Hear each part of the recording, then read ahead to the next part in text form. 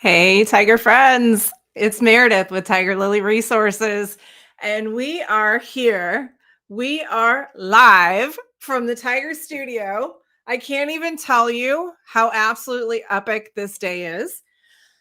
I'm going to exhale for a second because I cannot even begin to tell you what has led up to this day, what this week has been like, what trials I have faced with every single piece of technology that we have. It has been quite insane. So I do see a couple people are already here already. So thank y'all for being here.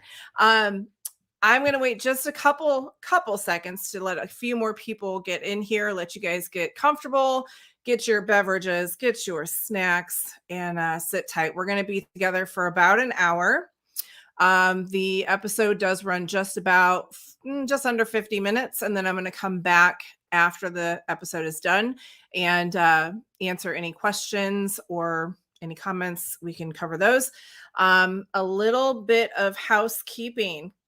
This is our new, very incredible streaming program, and I'm so thoroughly proud of it. I just crash coursed it in the last 2 days because hence other technology totally crashed. It was great. So nothing like learning new things, and especially learning new things on the fly.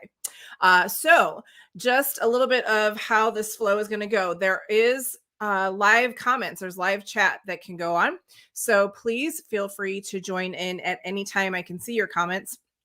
I can see your questions. If I can get to them, which I should be able to, I will. And if I don't get to them during the episode, I absolutely will after.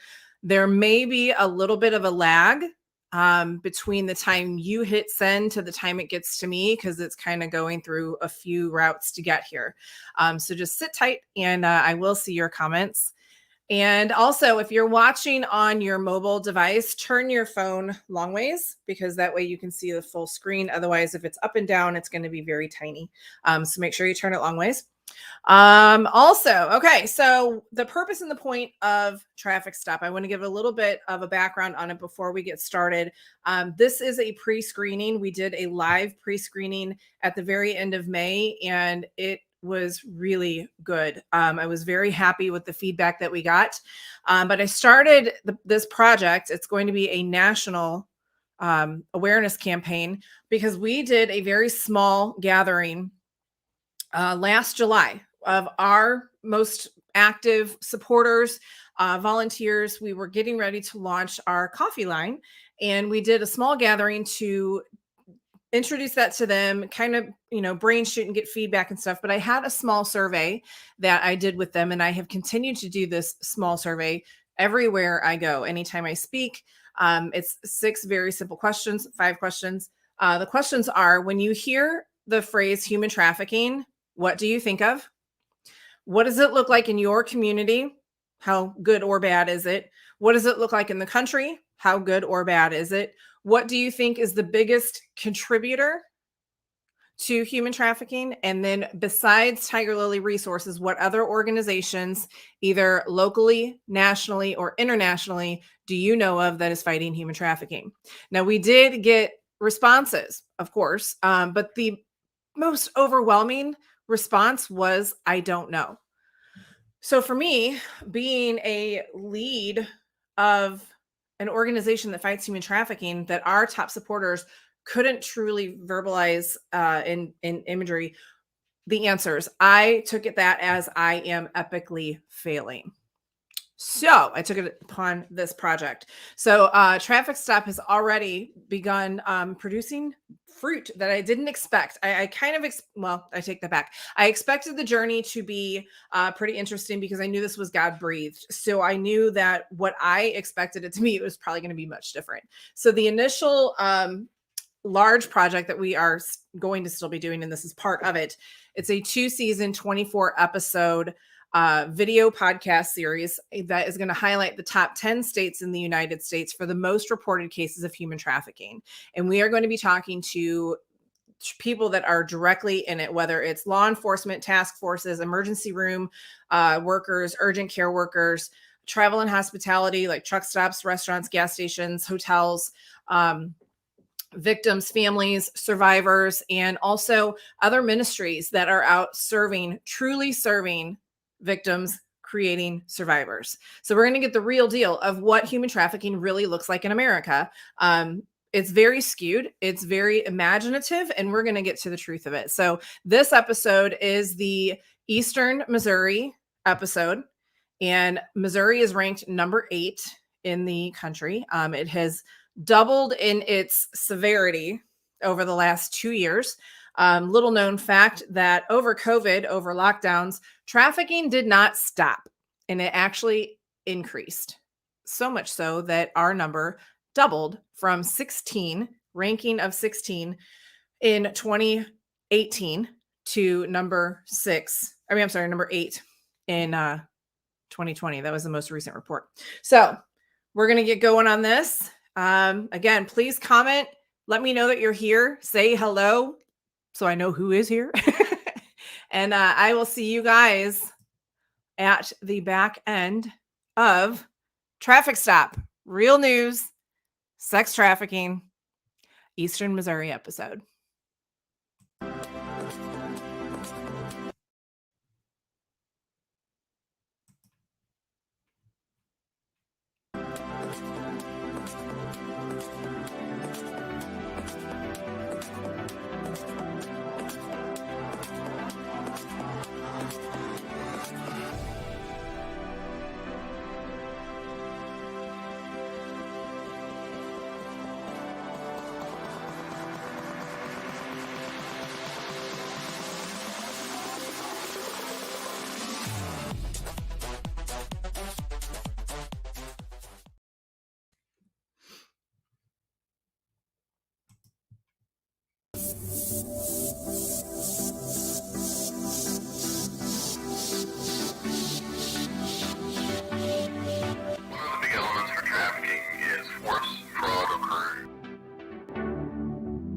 Where are we missing the market? He had my brain so rewired. Well, let's talk about it.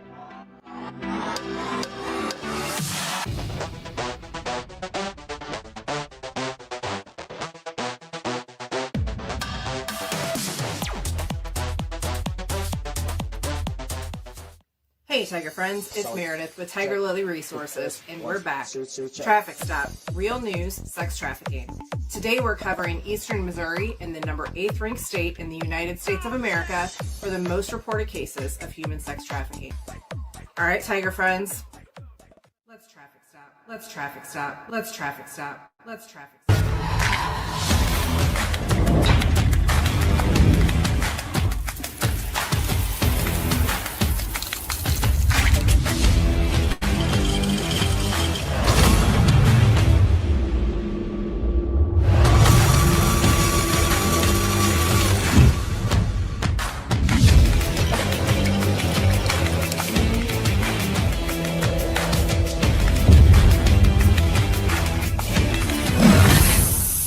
Coffee.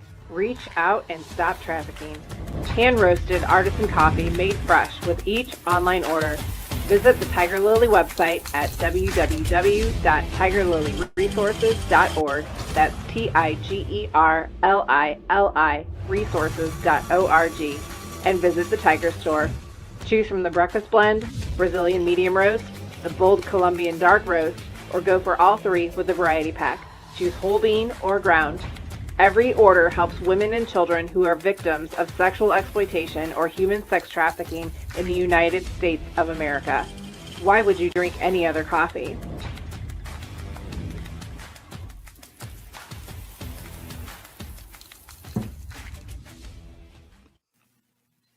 Hey, Tiger friends. I am sitting here right now with an FBI agent, and I cannot wait to dig in to hear who he is, what he does, how he does what he does.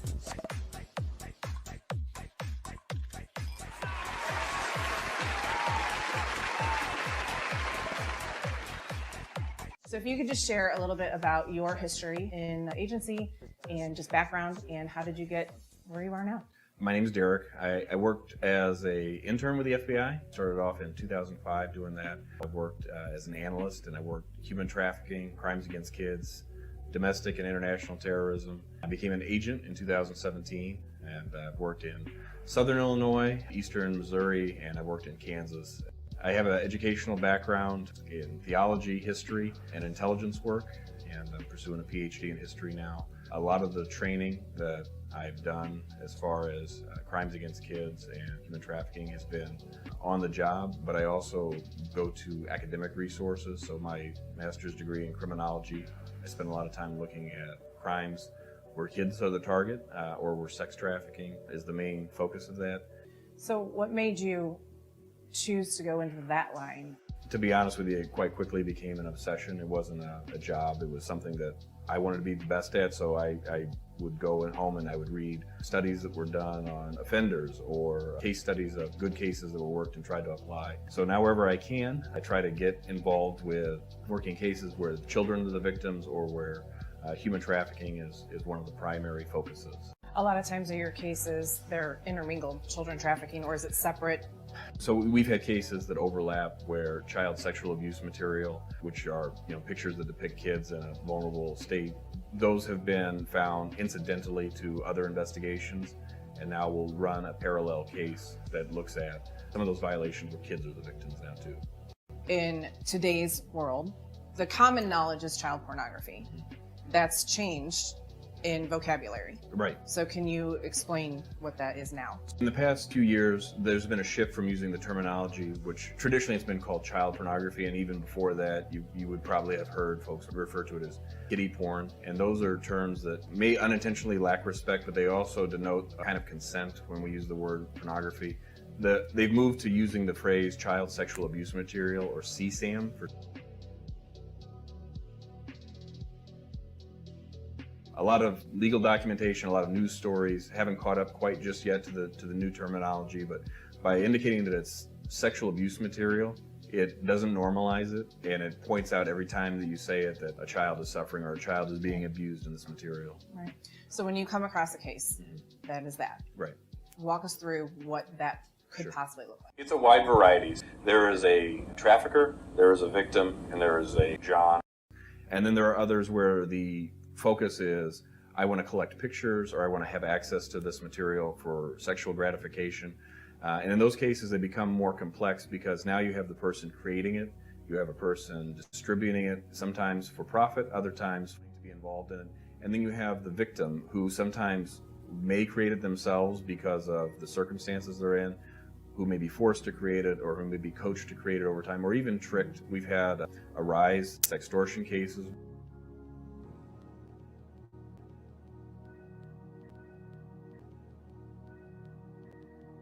Most of the victims that I've worked with have been female, but usually when the girl sends the first picture, now there's a looming threat, send more or I will do. In those cases, we tend to find a level of abuse that is pretty high because now you're manipulating emotion in addition to the actual pictures of the physical abuse itself. A lot of the kids are dealing with situations at home that aren't good. People who engage in this behavior are able to pick that out and sometimes isolate them and show them either attention or give them money or give them somebody to talk to or pretend to be somebody completely different until it's too late and the kid now feels trapped by the circumstances. Now honed in on a particular, say it was a 14-year-old girl lured into sending her sexting over social media. Right. You're alerted to that. What happens from there? In cases like that, we try to be sensitive to the victim. First and foremost, make sure that they're physically safe and emotionally well. Step one is finding out what happened from the kid's point of view. Then we'll work with tech companies, schools, computer companies to get access to the material. Make sure that material doesn't spread any farther than it already has, recover it where we can. Basically collect that evidence so that we can address it with a court. The FBI does a pretty phenomenal job, I think, in making sure that the victims have access to psychological care, medical care, and that their families are supported even years down the road. Wonderful. So you have a team of support that you can refer them to. There are 56 field offices. We all work together as a team, and so if somebody has a great practice in the LA office, it won't take long before that's felt in Boston or Miami or Chicago, and we'll adopt good practices like that. Missouri is ranked number 8 in the country for most reported cases.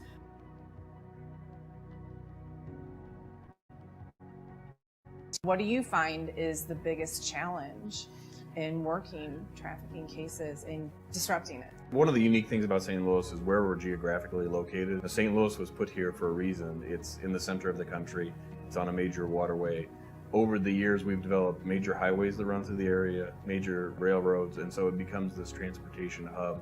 Most of the east-west traffic and north-south traffic filter through St. Louis. I worked a case where the victims drove through St. Louis from Atlanta, and St. Louis was just a natural point to stop and engage in that activity for a while. And so we had a group of guys who brought several women up. Some of them worked in the strip clubs, and then they had others who provided prostitute services, and then they continued on their way.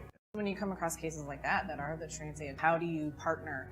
We're able to say, okay, we found this going on in St. Louis. We know the guys are from Atlanta. We knew they went to Chicago. We were very good at putting those three offices in contact. In that case, we recovered a girl who had been here. She was 15 or 16. She had worked for several days. Her first pimp had branded her on her hand. When we went to the hotel that this was happening at, and I said, I need video of the comings and goings, they just gave me their DVR. Wow. To work with. Wow. And so did the restaurant where they were eating next to the hotel. The child was recovered. Dad, who was very poor, rode a bus overnight from Atlanta. He took his daughter back to Atlanta. The guys returned to Atlanta to do what they do, and we coordinated with Atlanta, and I know they had addressed it down there. The most asked question, what are some of the telltale signs? Things that seem out of place, you can't say it's a certain demographic or a certain age. It really varies just everywhere you go. If you see a child who is clearly a child and they're handling 2 or 3 cell phones, if you see a child who's buying supplies like condoms or birth control or sexual devices and they're clearly too young to have those, it may merit a phone call. You have a national tip hotline.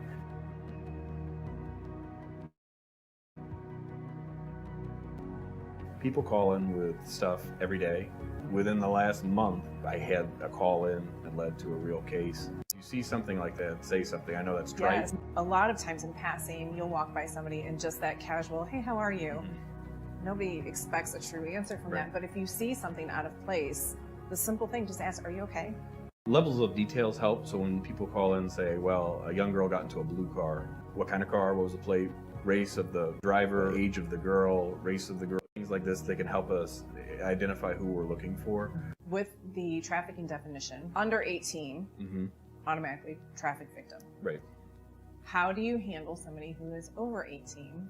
Are they a prostitute? Are they trafficked? One of the big elements for trafficking is force, fraud, or coercion. We have to have one of those elements. And so somebody who's physically forcing a girl out onto the street, whether she's an adult or whether she's a minor, obviously meets that standard with the threat of violence.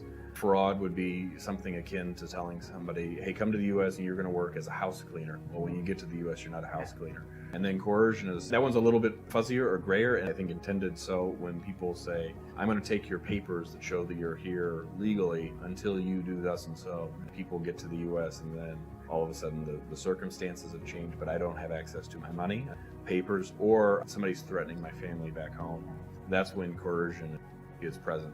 In this area specifically, do you find more victims are American citizens or are they brought in from other places? All the cases that I've ever worked have been people who have been born and raised in America. I'm very good friends with an agent who worked a case involving a woman brought to the United States from Central America. What are some of the most disheartening challenges that you face when you're dealing with cases and you just hit dead ends? And It's hard to hit a dead end if you really try. We had an instance where we recovered a young lady. She told me that day, like, I'm done, this is it. I want to cooperate and help you get the person who trafficked me. I was watching a news story same day, and they panned over a series of ads that used to be on Backpage, and her ad was the first one up there. And I remember jumping out of bed and grabbing my phone and calling. I was like, what are you doing? And she said, well, my car broke down. I have to pay for my car. And I said, don't do that. That is not the answer. Right. Call me, call our victim specialist, tell somebody. The default mindset that the kids fall into where, well, I need $50, Yes. I'm going to go do this. And so, Right. They've completely desensitized themselves. It's the easy go back to. Even though it's not easy. There's nothing easy about it. No. I've had a few cases where a year down the road, I find out they're back doing the same thing. The disheartening point is expectations and reality for me sometimes. typically the life cycle of somebody in the life, they come in and out of it 7 times before they're finally done. So it's very discouraging. We had one young lady who was addicted to crack cocaine and had been raped at gunpoint while being trafficked. She wound up losing the ability to have kids. And the trafficker went to jail for 30 years. He's still in there. Good. I think he's in year 10 of 30, something like that. Nice. So you had mentioned Backpage. A lot of people don't even know about Backpage, but of course that's the one that most do know about because of it being shut down and the big news of that. But from your digging and investigating and just a ballpark number, how many websites are still out there? Nationally, probably hundreds, I'm sure. We've seen a lot of this stuff move on to social media. Today it might be one social media platform, and then the next day it's a different one with a different code. But as law enforcement kind of make inroads with different ones, they shift to another. So it's always a game of catch up. You pretty much have to learn their language because they do emoji codes. There are tons of emoji codes. There are terminologies that are very specific to what they're doing and what acts will be performed and what the cost is. Always an adapting game. Is this app encrypted? Okay, because it's encrypted, are they doing this? And you have to constantly learn and adapt as you go. So you had brought up the National Trafficking Hotline. How does it work on your end? National Trafficking Hotline and NCMEC, which is the National Center for Missing and Exploited Children. When we get reports in like that, the person who's on the other end of that line is trained to take as much detail as possible.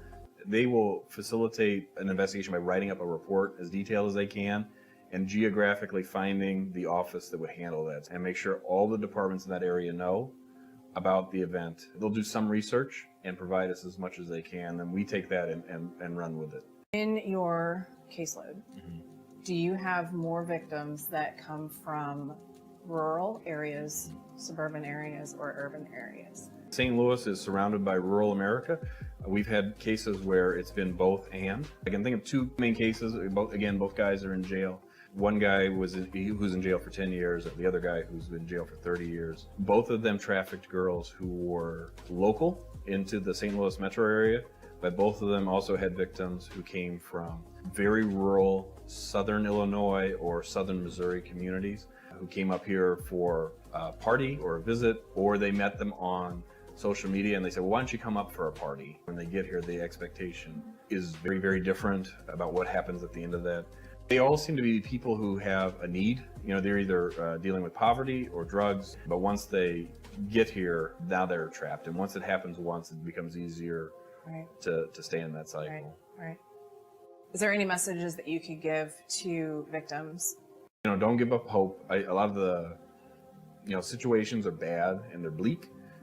If you're in that situation, if you give up hope on yourself, everybody else is going to as well. But 2, say something. There are going to be instances where you typically will have to interact with somebody in the public, even if it's leaving a note that says, call 911, I'm being trafficked, or something to that effect. There's a way to get that message out. Be careful. There are things that seem too good to be true. If you're walking down the street and somebody pulls up and offers you a modeling career, that's usually not how that happens. So use your best judgment in evaluating offers like that are made, or take pictures of yourself. I evaluate models. I just need 1 or 2 without your clothes on for whatever reason. That's not how that works. Go through a legitimate, verified business and handle it the right way. Don't try to take the shortcut. And all in all, there's people out here that are ready to help. So reach out. You're not alone.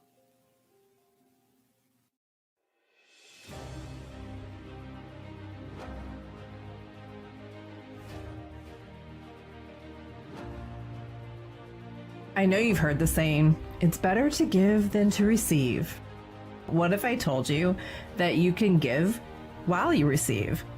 Every time you purchase through Empire, you make a difference. The companies and platforms that the majority of people typically use to purchase numerous items, making said companies billions of dollars. Not naming names, but you know who the big guys are. Did you know that they often use their products to support causes or agendas that don't quite line up with what you believe in or stand for? Have you ever wanted to choose where your dollars go? Why can't you decide how the profits are used from your everyday purchases? Well, now you can. Go to empire.net. That's EMPYR.net. Create an account, choose your cause, and start shopping. When you check out, use the code associated with the cause that you want to support, and a portion of your purchase will go there. It's that simple. Add purpose to your purchase with empire.net.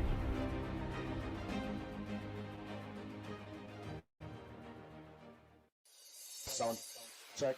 Hit this. 1, 2, 2, check.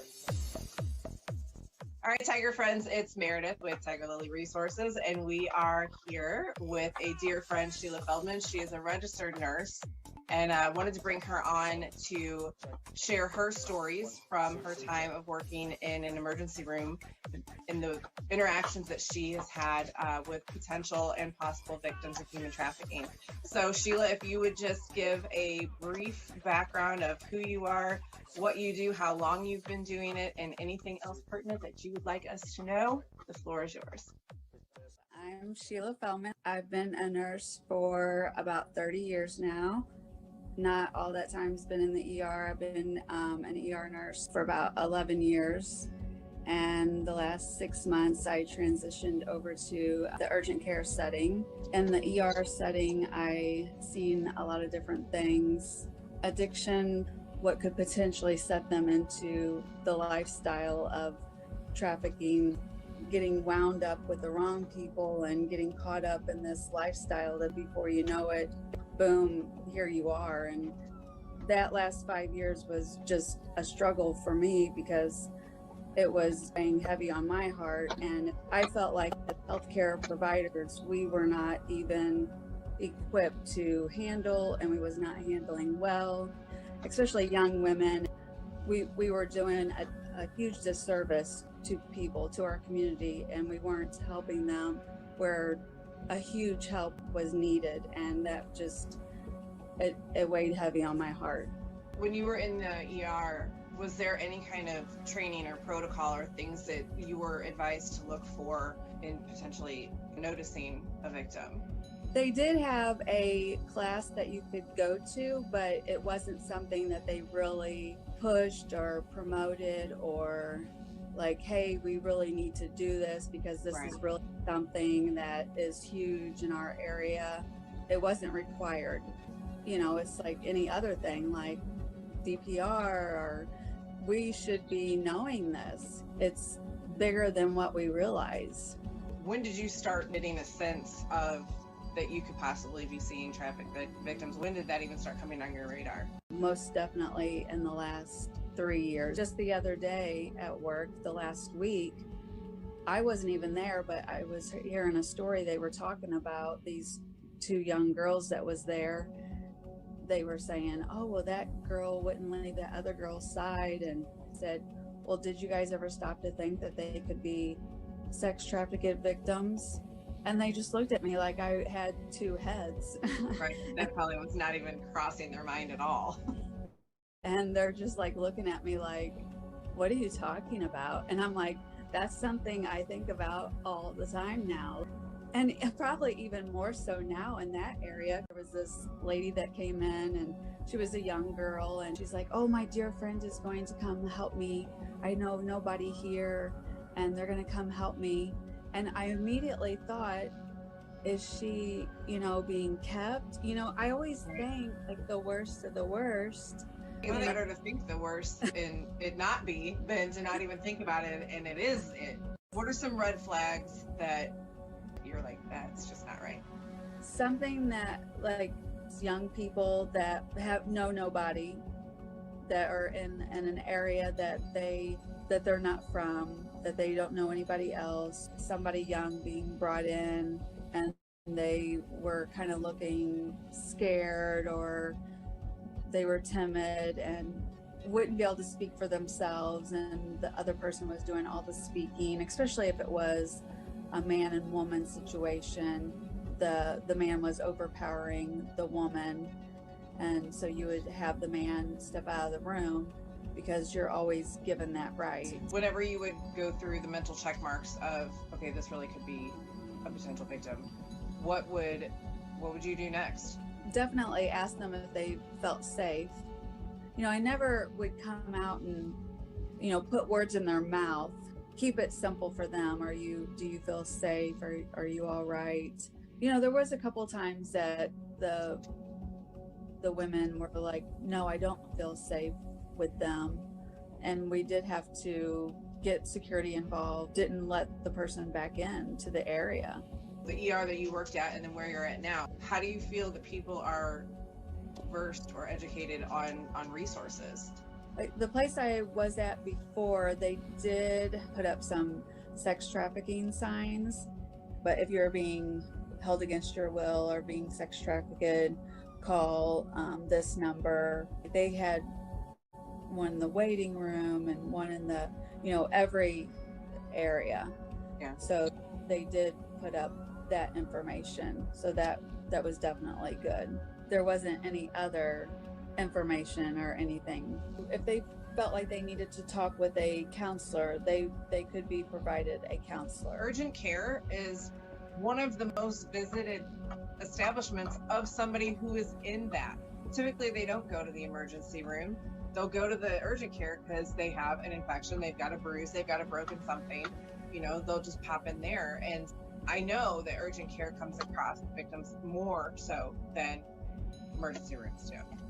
Yeah, and I was thinking that once I started over there, because I was thinking, oh my goodness, I bet this would probably be even more huge, because in urgent care setting, if you don't have insurance, you just pay $100 flat rate payment. One question that I get asked a lot by people, what can they look for? How would they know if they were in front of somebody that could possibly be a victim? Going with your intuition, paying attention to the person overall, if they are withdrawn, if they do have noticeable bruising and or scars from, I hate to say it, but track marks, potential IV use, you know, whether it's self-induced or forced, exactly. That would be the biggest things. And then malnutrition, you know, because they're not going to be eating right. And as far as that goes, the other end of the spectrum, they're overly rambunctious. Look at me, because they're attention seeking, you know, whether that's good attention or bad attention. And, you know, and like coming to the ER where I used to work at, they were getting our attention one way or the other, you know, and it's like, wow, now I realize. I love the fact that you have the opportunity to educate them from your knowledge and open their eyes up to it when they didn't even think about it. And it's just mind-blowing to me still that it's now 2022 and so many medical people that's not even close to their radar.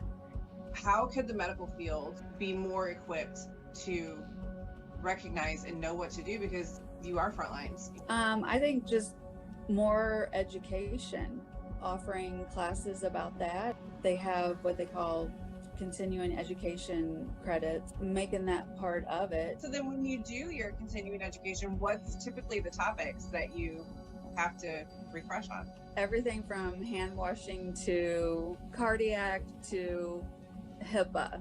In those classes, those are required. You have to take those. They're all online. So having one, you know, online would be nice, kind of a no-brainer really, because, you know, even that viral TikTok thing that went around, you know, that was going around where the girl did the secret hand signal.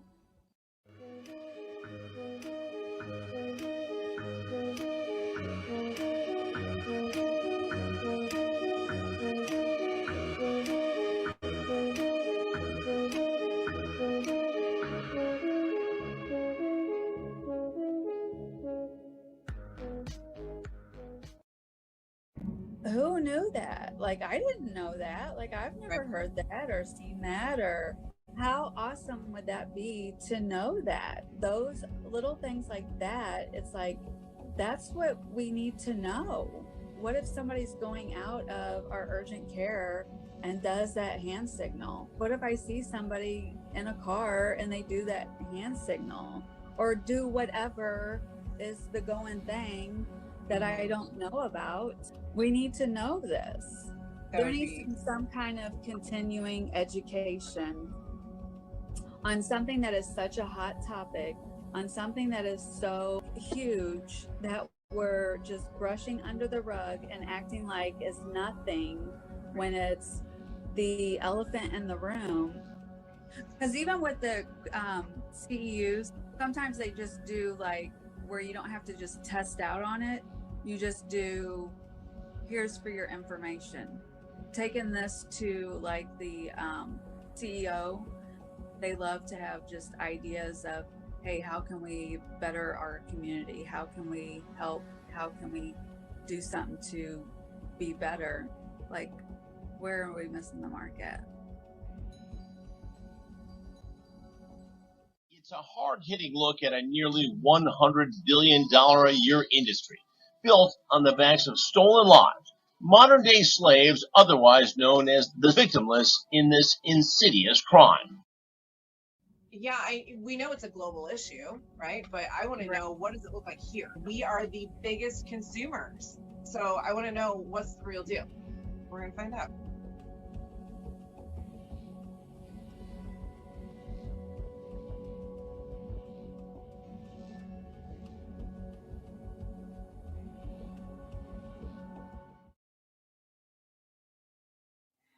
Hey Tiger friends, it's Meredith, and we are here at the sweet home of Miss. She is a survivor, and we actually had the privilege of working with her, and I really just want to let her pour out her story so you can hear straight from her what it's really like. Dispel some myths of what is popularly known as trafficking. Give a little background of who you are, where you're from, where you grew up. So I grew up in the St. Louis area, came from a divorced family, moved around a lot, went to different schools a lot, never really felt like I fit in anywhere. So was there any particular time in your junior high school age that was something that you would say was a contributor to you getting into life? I wasn't really close with my father, so I had some daddy issues there. Just seemed to always crave attention, and mom never really pushed school as something, I should have taken seriously, and so, my priorities were all over the place. I was sleeping around at a very young age, drinking a lot. You were promiscuous when you were younger. Yeah. Did that kind of ease the idea of doing it for? Yeah. Definitely.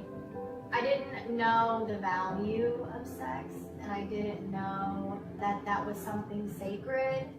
It was just something that you did. Being young and looking for confirmation and being wanted. How did it start? Me and my dad really didn't get along. He, had very bad anger issues, and I was also a rebellious teenager. Those two things don't go good together. So I ran away from home essentially, but I was 16, 17 years old. I didn't have any money, didn't have a job, I didn't have anywhere to stay. So I, hit up some friends that I went to school with, and they're like, well, got a way that you can make some money and that you can, stay in a hotel tonight and you can get some food and some weed. I mean, it's you just gotta land on your back though, and that's literally how they worded it. Those were girls or guys? Girls, gay girls, and they were very manipulative in the way they made it seem like we were like a family, the three of us. They were working as well, but they made me give them pretty much half of what I made. And the way they argued that was because they were posting me on the side, and that cost money. So how did it escalate from you walking into a situation kind of by choice, right? Like you had the choice to do it or not. They weren't forcing you to, but then when did it switch from that to the next part? They were really big into X pills. They really messed with your brain. For a while I was, doing X pills, and I was not thinking clearly, and I felt like I had gotten so out of control, had gotten so deep into it that, you know, there's no going back. They started acting crazy, and they were like fist fighting each other, and it got dangerous to the point where I didn't feel comfortable with them anymore. One of my clients was a pimp, and you know, he came in the room and he, you know, gave me X amount of dollars and said, you know, I don't want to do nothing with you. You know, you're way too pretty to be living like this. Come with me. I can take way better care of you. You're beautiful. Let me treat you like you deserve. You know, just all the lies, all the, you know, things to say to you. At the time, I was like, okay, yeah, I'll think about it, you know, shake them off. It got even worse, more dangerous with those girls that I was with. We ended up getting kicked out of the hotel, didn't have a ride anywhere, so I was on the streets. And I was like, okay, I guess I'm gonna go ahead and call this guy because what he was saying sounds pretty good right now. Yeah, that's, once I got with him, I mean, he was the real deal. And how old were you at that time? I was 17, I was 32. Like, what general areas were you in between when you were with girls and when you were with? Berkeley, North County, New Halls Ferry, airport. Hotels, or was it like hotels and houses, apartments, and cars? Hotels, yeah. And my pimp never let me stay in the house. He took me to a house maybe 2 times. And how long were you with him? I got with him when I was 17 and stayed with him until I was 18. On and off too, you know, I kind of tried to get away from him, you know, but it didn't work. Was he violent? Yeah, he was violent. In a manipulative way though, like he'd bite me and leave teeth marks in my skin. He knew that I like had daddy issues and stuff, and so he kind of twisted that and just tried to sexualize it, but at the same time it's kind of traumatizing, you know? Right. Would he have you call him daddy? That's all I called him. Right.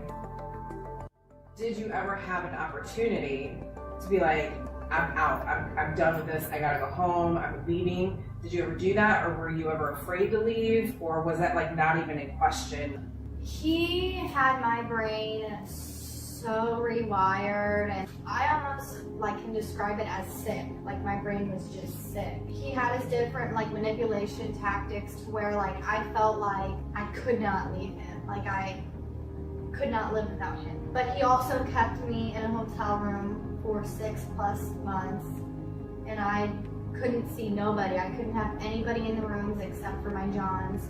I couldn't go visit family. Like the only time I got out to go outside the hotel room, when he would take me to the store to get the hygiene products, to go to like get some food or something, you know.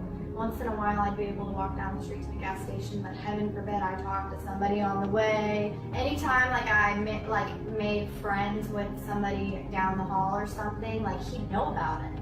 I was very isolated, and that contributed to the manipulation as well. What was like a daily schedule? Like how was your sleep? How was your meals? Like what was that like? Busy times, 4 in the morning, 7 in the morning. You know, when guys are leaving the strip clubs are closing. I didn't go to bed a lot because I'd be on X pills. You know, I didn't sleep for days sometimes. And those were the busy hours, late nights. I'd sleep, you know, around 1, 2. What was your typical meal? What was the meal like? Nachos from 7-Eleven. Literally, nachos from 7-Eleven. Sometimes I'd be healthy and get a special K-bar. The whole time I was with him, he took me shopping for clothes twice at Rainbow. What was like the final straw? What was your out? You were my out. I remember getting to a point where I do think God was speaking to me. I just remember being on a bathroom floor in a hotel and being like, how did I get here? Like, and it's the person I was back then as like an alter ego kind of, Jade. For a split moment, the real me came back and overpowered my alter ego and was like, wake up, like what are you doing? I don't even remember how the police showed up to the hotel, but the police showed up, and it's no doubt in my mind that the Lord sent a specific police officer to speak to me, because if it would have been any guy, any other person, I wouldn't have responded, and she led me to you. So that's how that worked. All right, so a little background on that part of the story. Tiger Lily Resources, when we first started doing trafficking outreach, it was like 2017. She was literally the second girl that we had a phone call to help. It was a little unexpected. We had just created a relationship with the jurisdiction that she got in contact with. That jurisdiction was the only one that had a social worker on staff. That, without a doubt, it was completely orchestrated, like divinely orchestrated. When I went in to meet with her, there were challenges because it was later in the evening to get trying to get me placement that night. Yeah. Was scary, but I just remember like, I'm not gonna leave you. I'm not gonna leave you out here. You're not. We were able to get her placement that night, and it just so happened I had a meeting with the program director at the place where we put her at, and I just happened to have her cell phone. Everything was so purposeful. Looking back, what do you feel like was your biggest challenge in getting to this side? Recovering from trauma and processing the events that happened, that took place while I was trafficked. Those things are hard, hard to process, especially when you don't have the proper therapy, or you're not willing to accept the therapy because you don't want to work through those things, which is just as detrimental. You're just hurting yourself, and I've learned that. The programs that you have been able to partake in, what has been the biggest benefit? Community of amazing people that came into my life that I still talk to on a regular basis today. I still talk to countless amazing women who have held my hand, picked me up when I was down, just spoken life into me. Women that I love and I admire very much, and that's definitely been the biggest blessing out of all of those.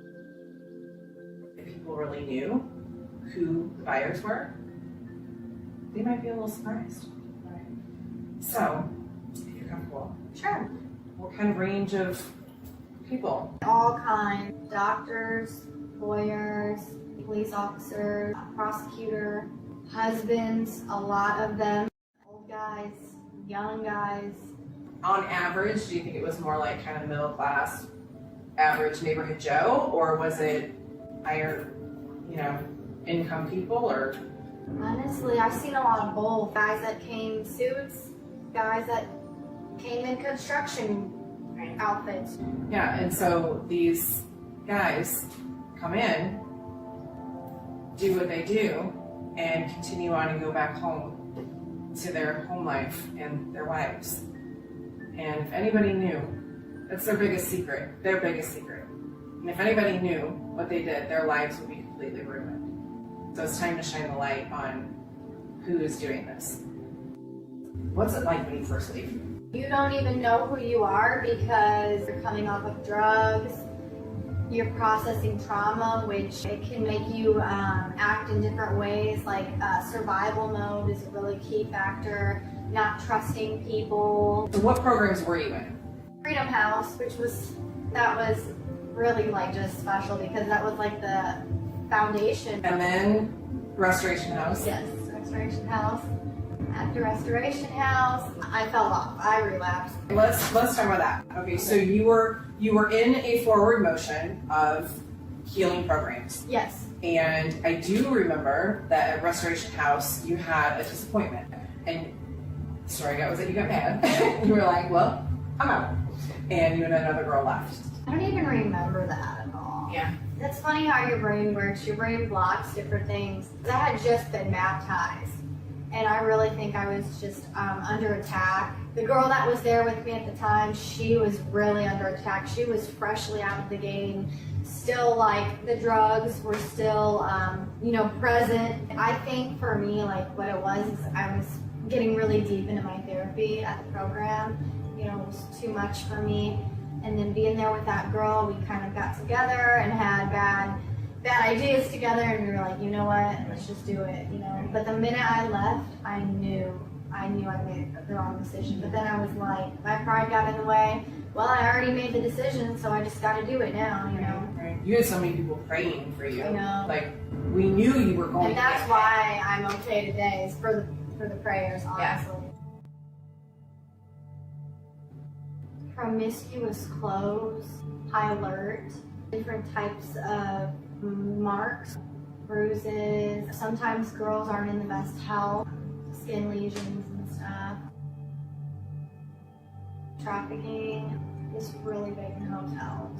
I guess for me, it's just so obvious because I was in the life, you know, but I'm just kind of like, how do people not put two and two together? Put it like this, you know, you've got a young teenage daughter who's craving love and attention and confirmation and to be taken care of. And, you know, there's this man, grown man, experienced man, who's had tons and tons and tons of different women in his life. He's a master at manipulation and wordplay. That's what happens in this world. You know, that's what that looks like. It takes a weak-minded person, somebody that's, you know, has like different needs, and the people see that and they want to fill that.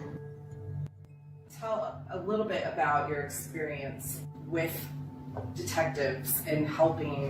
You know, when I was 17 and I was being trafficked, I was arrested, and when I was in the questioning room with the detective, I was definitely sickly looking. I know I had some bruises.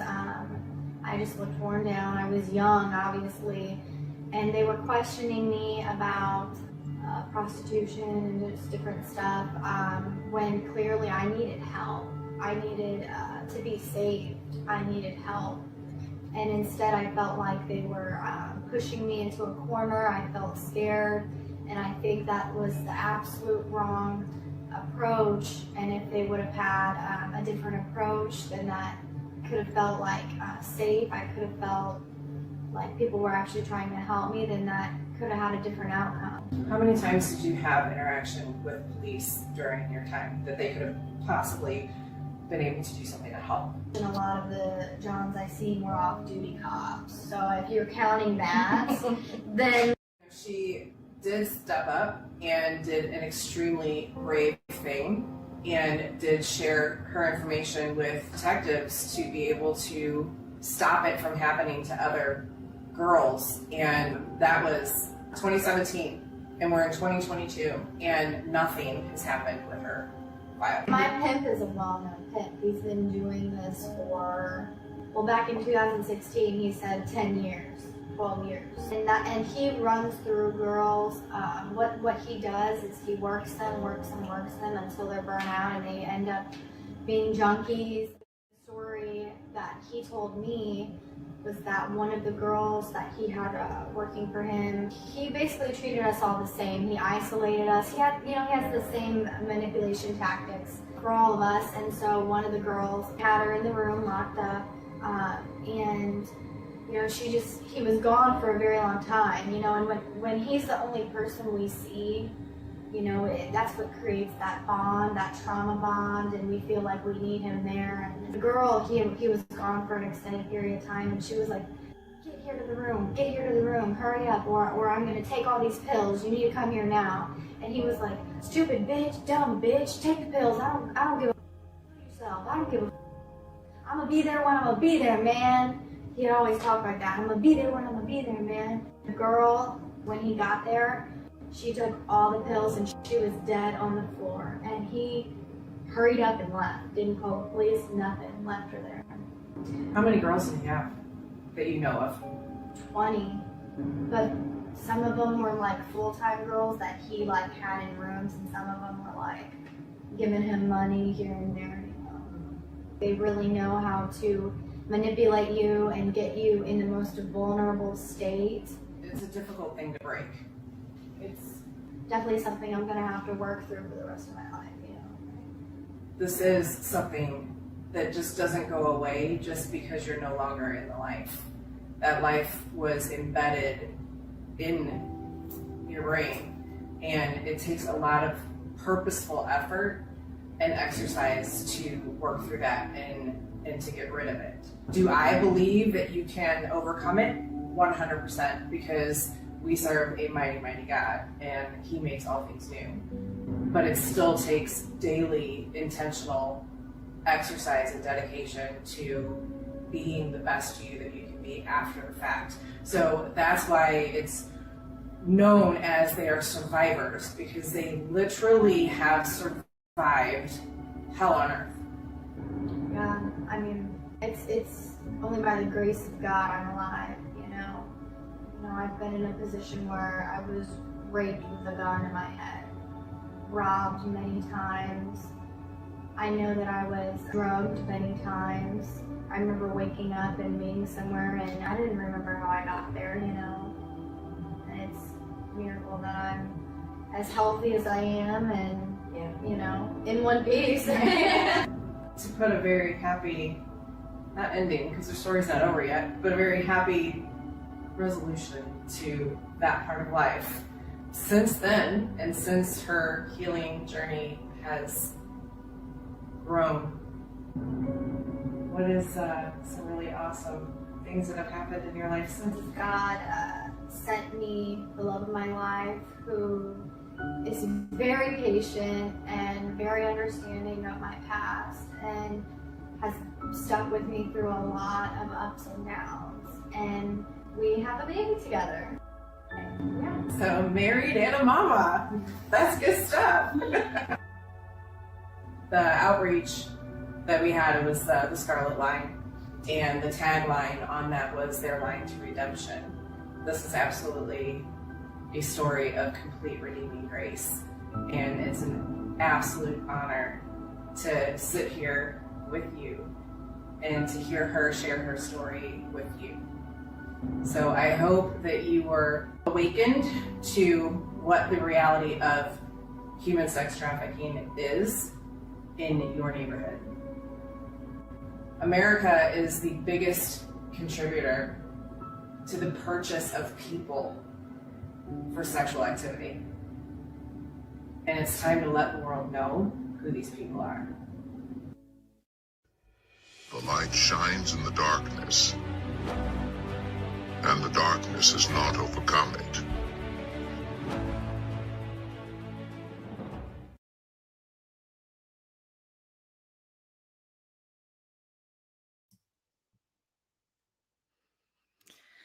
Hey, Tiger friends.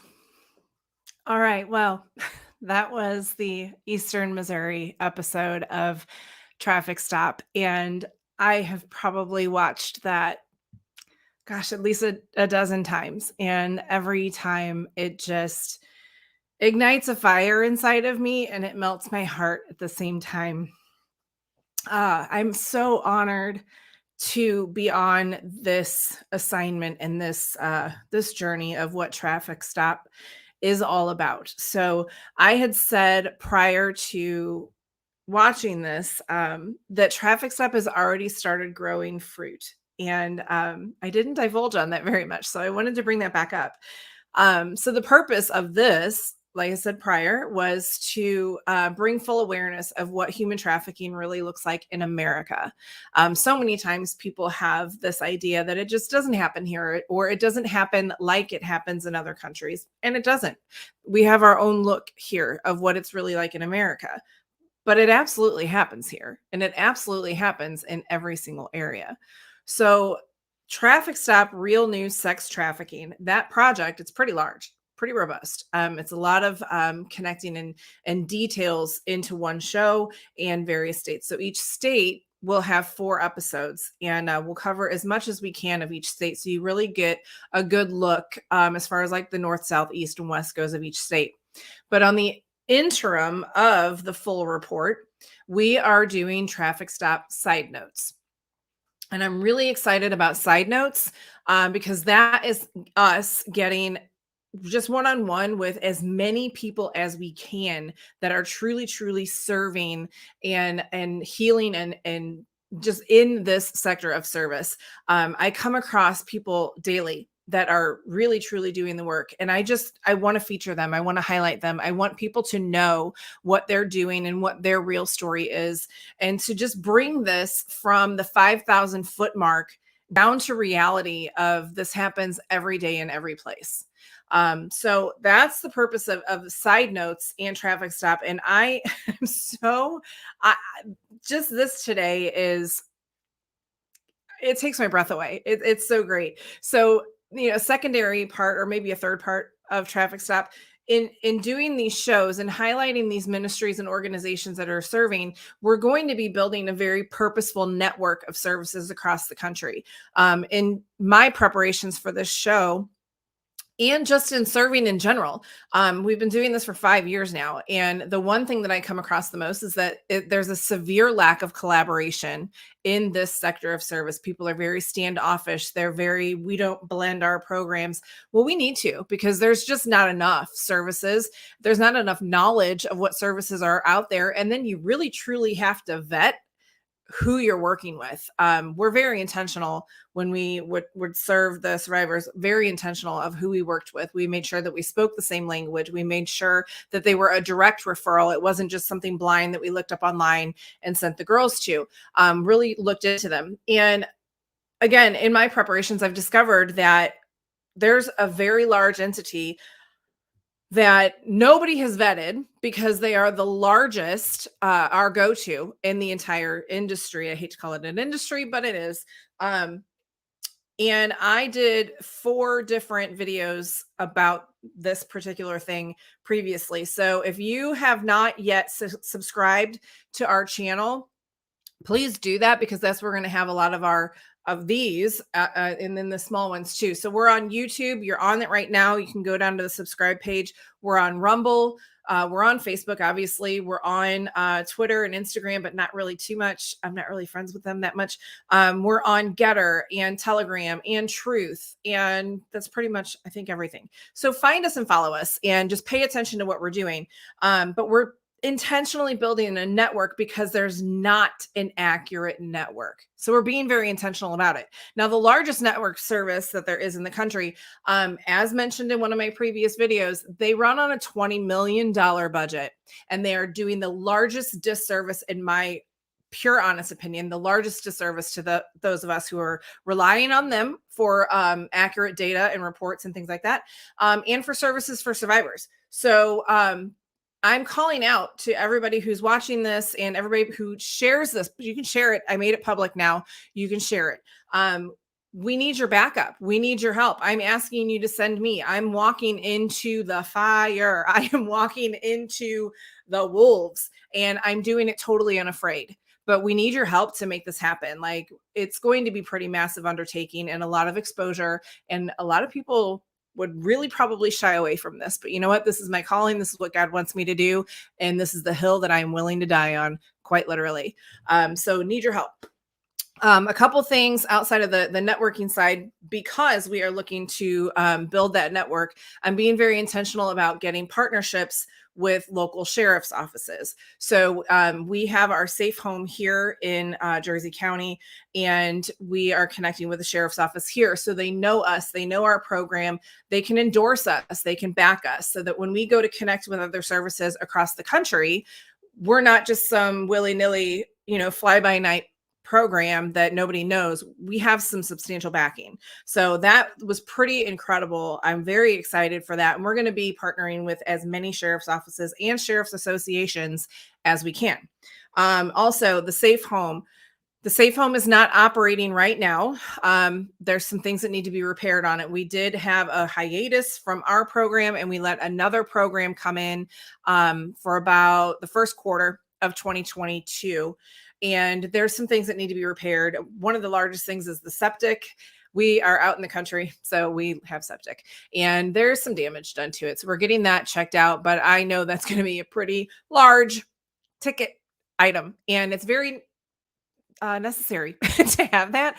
And our safe home can house up to 5 ladies at one time. So the purpose of our safe home, the House of Rahab, is emergency placement housing. So I wanted to make it a big gap filler when we started serving survivors of human trafficking. I wanted to make sure that just because I'm a survivor, I didn't be like, I can do it because I lived it. I really, truly wanted to fill a substantial gap. And the largest gap I saw, there's a ton of them here especially, but just across the country. The largest gap I found was for emergency placement. A lot of the programs that the girls can go into, they have to be clean or through a program, typically for about 30 days before they can even get approved. Some are a little faster than that. It just depends on the program and the requirements, but we were their safe waiting space. We were technically their triage. We were their first responders. We would go and get referrals from police departments, hospitals, other organizations, and then just people that started following our work and knowing what we did.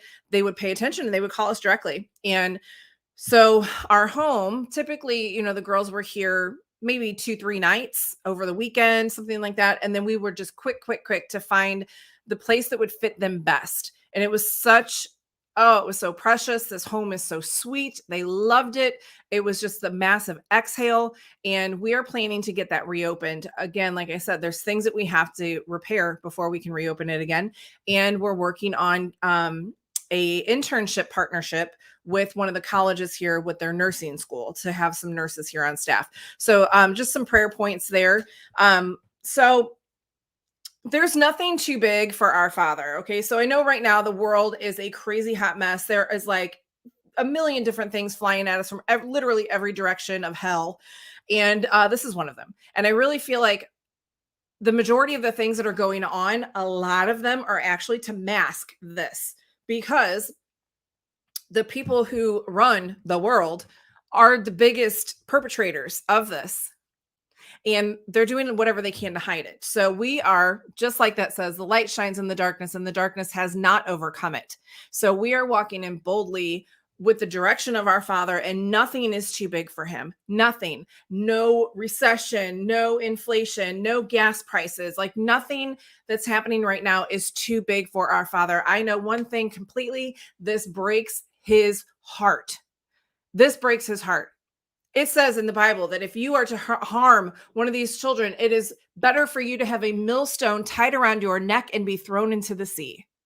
He is not happy with this and abortion.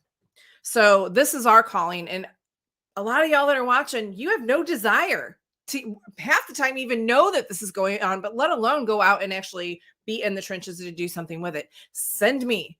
I've been there. I'm still there. I want to do it. I'm supposed to do it, but I can't do it alone. So I want to show you a couple ways that you can help. So you saw the commercial for roast. That's one way. You can go on our website and order yourself some roast coffee and have coffee with us every day. Or you can go on our website right there, tigerlilyresources.org, and you can become a monthly donor.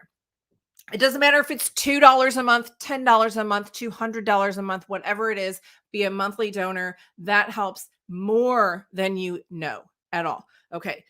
Also, there's very easy ways to give. We've got Venmo, PayPal, and Cash App. There's our hashtags and our $sign there. And then also, and most importantly, above everything else, pray. Please pray for the victims that they become survivors. Please pray for law enforcement that they are truthful in doing their work. Please pray for this ministry that it exponentially grows. Please pray for me that I keep my eyes focused on him only, and that we keep this on track and we go and we get his babies. And also pray that more people in this sector open up their hearts to want to collaborate, to want to build a strong network of services, because there are so many survivors that are just dying, literally, for services like this. So that is our presentation for today. Thank you guys for joining me. This is our very first live on our new platform. So how exciting is that? Thank you guys for being here. And yeah, we're going to wrap it. So guys, everybody, love y'all. Tiger friends. This is Meredith with Tiger Lily Resources, and I am signing off.